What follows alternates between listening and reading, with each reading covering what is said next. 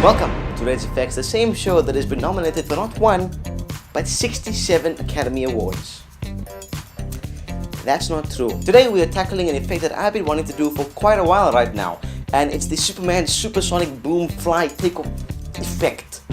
That's how epic it is. Anyway, to complete this effect, your shot has to be either a sky or whatever really you want, preferably a sky, because that's the people normally fly. That actually rhymed. The footage can be shot handheld or on a tripod, doesn't really matter. Second, you have to have a picture of your actor or a green screen clip of your actor, or just a picture of Superman like I used, for which you intend to make fly. Now, if you do have a green screen, you can shoot your actor along the green screen with some wind pumping through his hair or something. Obviously from a long shot of his full body length, so you can have him sailing across the sky.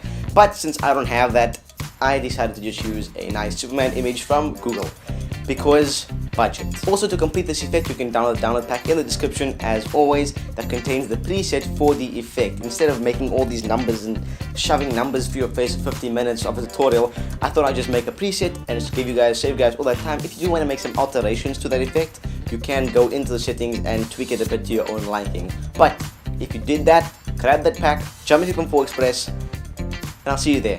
I'm sure everybody knows where we are and what we are doing, so let's get moving. I'm gonna drag the Superman image from my media panel into my timeline, but whatever image you want to use will do as well.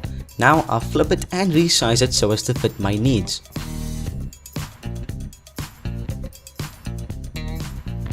Right, let's place it in the position we want him to start flying from. Mine should be around here. Now I'll zoom over the controls panel and then, making sure I'm at the beginning of my comp, turn on keyframing for my Superman's position. Now I'll skip forward say around 5 or 6 frames and move him to halfway across the screen.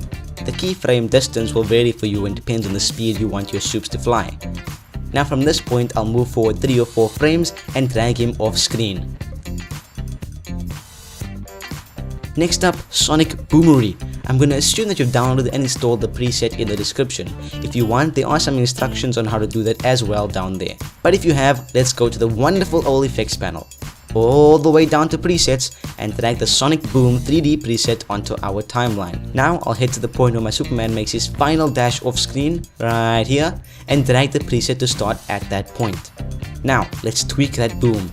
As you can see, it's currently way too long, and I've left it like that in order to give you guys more freedom to fit it into your shot.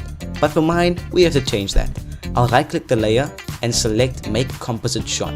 Then inside the composite shot, I'll rotate it in 3D space that it fits my Superman.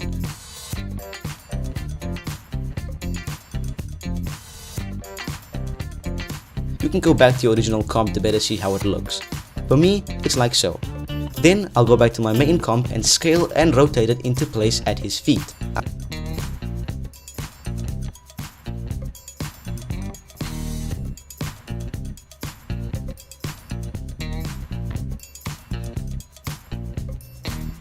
I'll click this arrow thing over here to enable the rate stretch tool and squeeze my preset layer down until it's fast enough for my liking.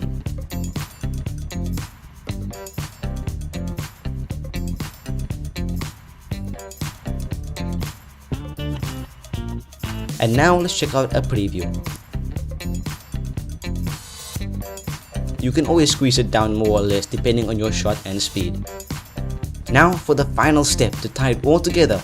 With my footage layer selected, I'll move to the point where my Superman is about to move off screen via Sonic Boom, over here. Then I'll move 1 frame back. Now I'll head to the effects panel and search for the shake effect and drop it onto my footage layer. I'll turn on keyframing right over here and set it to 0. Then I'll move forward to the point where he has just left the frame and smack that amount up to 60. Finally, I'll move forward another 6 or 7 frames and bring that amount back down to 0. So, let's turn on motion blur for all our layers and check out one final preview.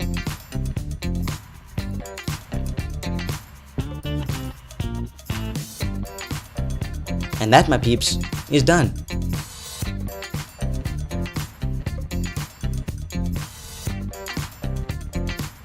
And that's how you do the Man of Steel Sonic Boom takeoff.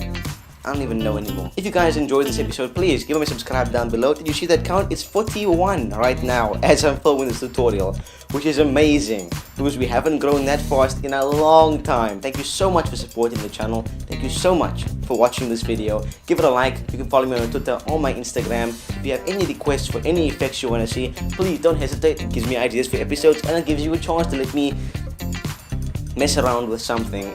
Anyway guys, hope you enjoyed the episode, and I will see you next week.